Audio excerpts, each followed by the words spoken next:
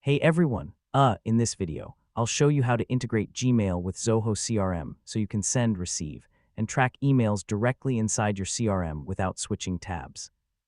First, log in to your Zoho CRM account. From the dashboard, click the Setup icon in the top right corner. Next, go to Channels, then select Email, and click on Email Integration to start connecting your Gmail account. Now click Add Account, then choose Google Gmail from the list of email providers. After that, sign in with your Gmail account and allow Zoho CRM to access your email. Make sure to grant all required permissions so the integration works properly. Once connected, configure your sync settings. You can choose which folders to sync, enable email tracking, and decide how emails are linked to contacts or deals. And that's it.